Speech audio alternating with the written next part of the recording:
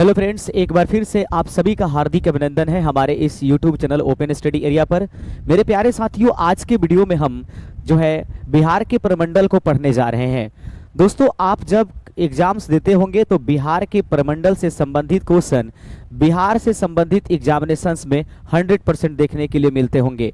ऐसे में ये बहुत कंफ्यूजन हो जाती है कि किस प्रमंडल में कौन से जिला या कौन जिला किस प्रमंडल के तहत आता है, कौन सी प्रमंडल का सीमा किस जिला के साथ या किस अन्य प्रमंडल के साथ मिलता है।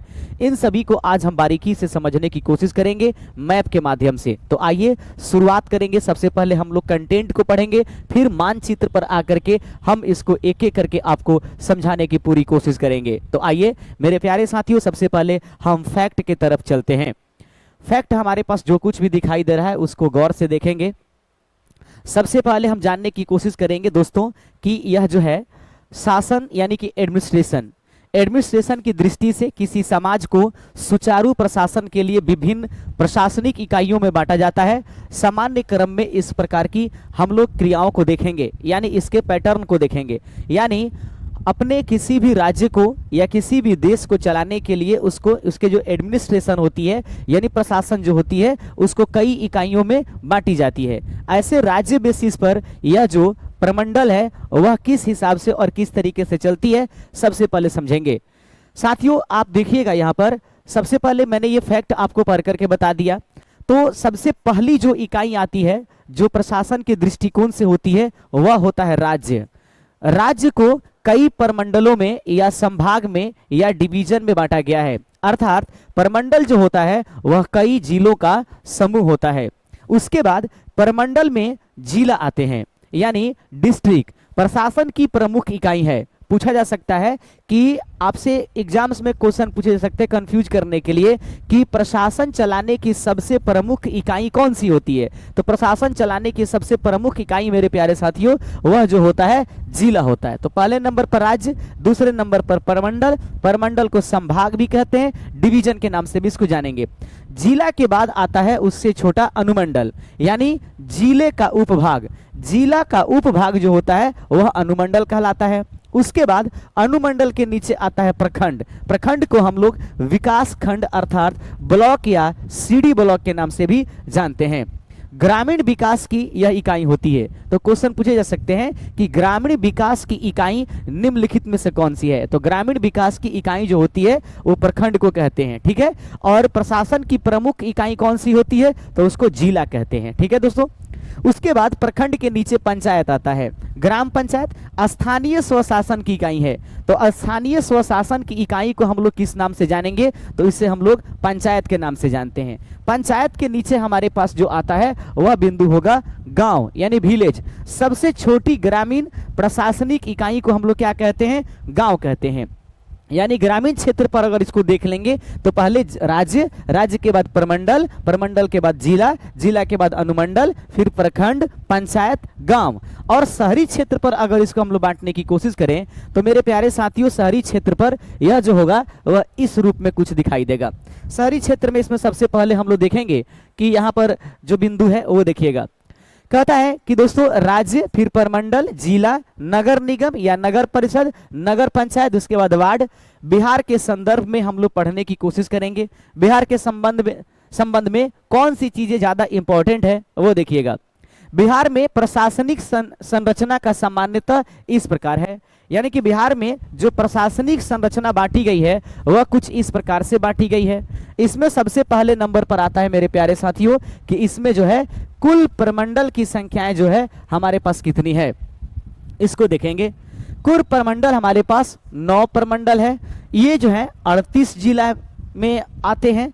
उसके बाद 101 अनुमंडल है, 534 प्रखंड है, 8387 के करीब ग्राम पंचायत अभी वर्तमान समय में उपस्थित है, ठीक है। उसके बाद 44,000 से ऊपर राजस्व गांव है। तो हम लोगों ने देखा कि बिहार में प्रशासनिक संरचना सामान्यतः इस प्रकार है।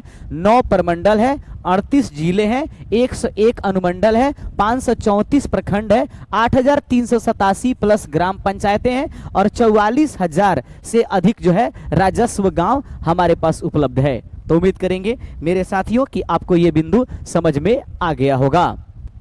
तो अब आइए साथियों, इसके बाद कुछ अन्य प्रमुख जो फैक्ट है उसको भी हम लोग जानने की कोशिश करते हैं। ठीक है, ध्यान से देखिएगा, तभी जाकर के आपको मैप में अच्छे तरीके से समझ में आएगा।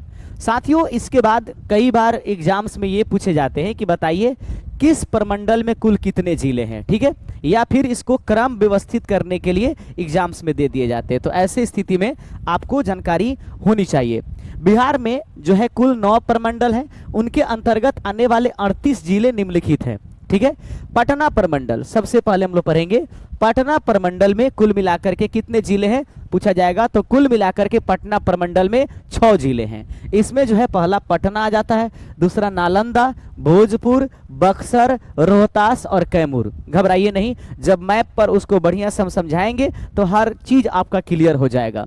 बस याद रखिएगा कि पटना प्रमंडल में कुल मिलाकर के 6 जिले हैं। तिरहुत प्रमंडल में कुल मिलाकर के कितने जिले हैं, तो तिरहुत प्रमंडल में भी कुल मिलाकर के 6 जिले हैं। याद रखेंगे वो जिले कौन कौन से हैं, मुजफ्फरपुर, वैशाली, सीतामढ़ी, शिवहर, पूर्वी चंपारण और पश्चिमी चंपारण। क्वेश्चन ऐसे बना सकता है कि बताइए पश्चिमी चंपारण किस प्रमंडल के तहत आता है, या नालंदा किस प्रमंडल के तहत आता है, या फिर तिरहुत प्रमंडल में कुल मिलाकर के कौन से जिले हैं। निम्नलिखित में से वह कौन सा जिला है जो तिरहुत प्रमंडल में नहीं है। ऐसे में पहले इस आंकड़े को देख लीजिए, फिर उसके बाद हम लोग आगे बढ़ते हैं। सारण प्रमंडल में कुल 3 जिला है, वो कौन है, सारण, सिवान और क्या, गोपालगंज। दरभंगा प्रमंडल में कुल मिलाकर के 3 जिले हैं। तो पहले हम लोगों ने क्या देखा, पटना प्रमंडल में 6 जिले, तिरहुत प्रमंडल में 6 जिले, सारण प्रमंडल में कुल मिलाकर के 3 जिले, दरभंगा प्रमंडल में भी 3 जिले, कोसी प्रमंडल में भी 3 जिले। तो ऐसे भी क्वेश्चन बता सकता है कि निम्नलिखित में से वे प्रमंडल को छांटिए जिनमें मात्र 3 जिले उपस्थित है। तो ऐसे स्थिति में आपको बताना होगा सारण प्रमंडल, दरभंगा प्रमंडल और कोसी प्रमंडल में 3-3 जिले हैं। ठीक है, तो अब हम लोग सारण प्रमंडल में सारण, सिवान, गोपालगंज, दरभंगा प्रमंडल में दरभंगा, मधुबनी, समस्तीपुर, कोसी प्रमंडल में 3 जिला सहरसा, सुपौल और मधेपुरा आता है।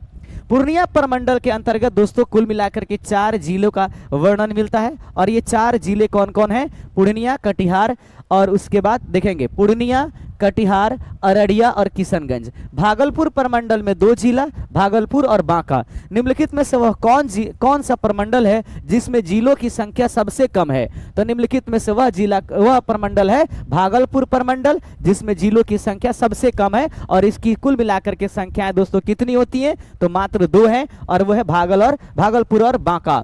मुंगेर प्रमंडल में कुल मिलाकर के 6 जिला आता है। पूछा जाएगा मुंगेर प्रमंडल में कुल मिलाकर के कितने जिले आते हैं, तो मुंगेर प्रमंडल में जो जिले आते हैं उनकी संख्या 6 है। मुंगेर, लखीसराय, शेखपुरा, जमुई, बेगूसराय और खगड़िया। तो अर्थात पूछा जा सकता है कि बताइए वो निम्नलिखित में से 3 तो प्रमंडल कौन है जिसमें 6-6 जिले आते हैं। तो सबसे पहले पटना याद रखिएगा, अगला नंबर तिरहुत याद रखिएगा और तीसरा नंबर मुंगेर याद रखिएगा। मुंगेर प्रमंडल में 6 जिला, मुंगेर, लखीसराय, शेखपुरा, जमुई, बेगूसराय और खगड़िया। मगध प्रमंडल में कुल मिलाकर के 5 जिले आते हैं। मगध प्रमंडल में कितने जिले आते हैं दोस्तों, वह 5 जिले हैं, गया, औरंगाबाद, जहानाबाद, अरवल या क्या, नवादा। तो उम्मीद करता हूं कि सबसे पहले आपको प्रमंडल के नाम हम लोग देखने की कोशिश करेंगे। साधारणतः याद रखने के लिए तरीका याद रखें, यानी कि इसके जरूर याद रखें दोस्तों कि 6 जिले किस किस प्रमंडल में आएंगे, तो 6 जिले जो है 3 प्रमंडल में आएंगे, पटना, तिरहुत और क्या, मुंगेर में। 5 जिले जो है एकमात्र प्रमंडल में आएगा, उसका नाम है मगध। पूर्णिया जो है पूर्णिया प्रमंडल में कुल मिलाकर के 4 जिले, 3 जिले ऐसे 3 प्रमंडल है जिसमें आएगा सारण, दरभंगा और कोसी, और 2 जिले मात्र भागलपुर में आता है, भागलपुर और क्या, बांका। इस प्रकार से सबको जोड़ लेंगे तो 38 जिले हमारे हो जाते हैं कंप्लीट। उम्मीद करते हैं कि ये बिंदु आपको अच्छे तरीके से समझ में आ गया। अगली अब मैप के माध्यम से समझेंगे दोस्तों।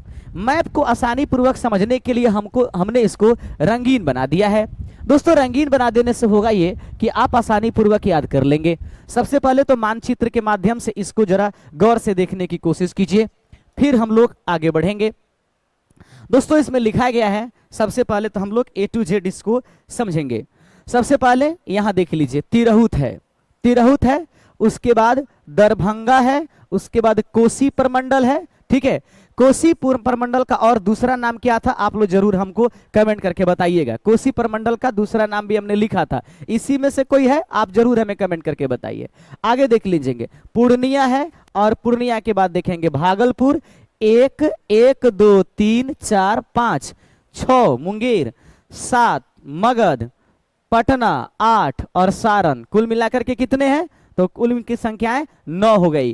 तिरहुत, दरभंगा, कोसी। तो पूछा यह भी जा सकता है कि बताइए कि बिहार के मैप में उत्तर दिशा में निम्नलिखित में से कौन कौन से प्रमंडल आते हैं, और वो भी पूछा जा सकता है क्रम से बताइए जो दाहिने तरफ से बाएं से दाएं कैसे होगा, तिरहुत, दरभंगा, कोसी और क्या पूर्णिया। निचले सतह पर कौन कौन आते हैं, मगध, मुंगेर और क्या भागलपुर। पूछा जाएगा कि बताइए पूर्वी क्षेत्र में कौन सी प्रमंडल है, पूर्णिया। पूछा जाएगा बताइए पश्चिमी क्षेत्र में कौन से प्रमंडल है, सारण और क्या पटना। इस तरीके से इसको बांटा जा सकता है। तो उम्मीद करते हैं कि ये बिंदु आपको आ गई होगी समझ में और कोई नहीं होगा दिक्कत, क्योंकि अब हम लोग पढ़ने जा रहे हैं। एक रंगीन पट्टी को हम लोग चुनने की प्रयास करते हैं और पहली रंगीन पट्टी हम लोग ये चुनते हैं।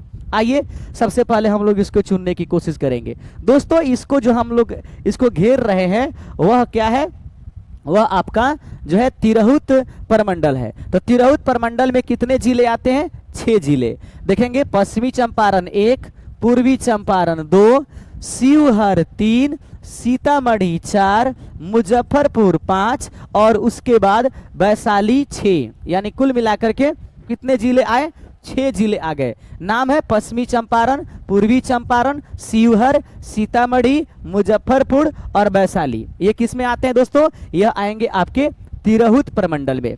अगला बिंदु देखेंगे दरभंगा। दरभंगा प्रमंडल में कुल कितने जिले आएंगे, 3, मधुबनी, दरभंगा, समस्तीपुर। मधुबनी, दरभंगा और क्या समस्तीपुर। अब देखेंगे कोसी प्रमंडल में सुपौल, मधेपुरा और क्या सहरसा। सुपौल, मधेपुरा और सहरसा किसके अंतर्गत आते हैं, कोसी प्रमंडल के तहत।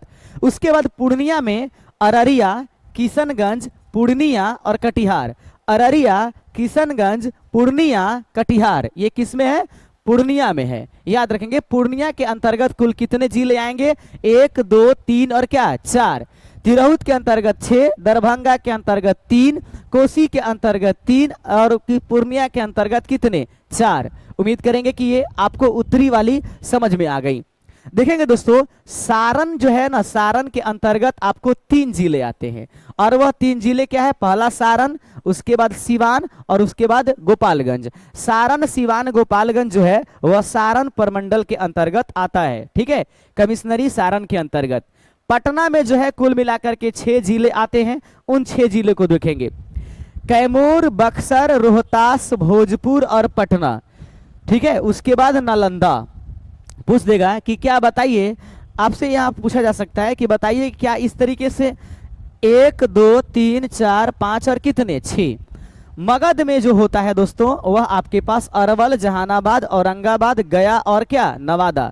अरवल, औरंगाबाद, गया, नवादा और जहानाबाद, 1 2 3 4 और कितना 5। उसके बाद आपके पास मगध आता है। इधर देखेंगे मगध के अंतर्गत औरंगाबाद, अरवल, जहानाबाद, गया और नवादा। कभी कभी ये दे देता है कि क्या नालंदा, पूछ देता है कि नालंदा किस प्रमंडल के अंतर्गत आता है।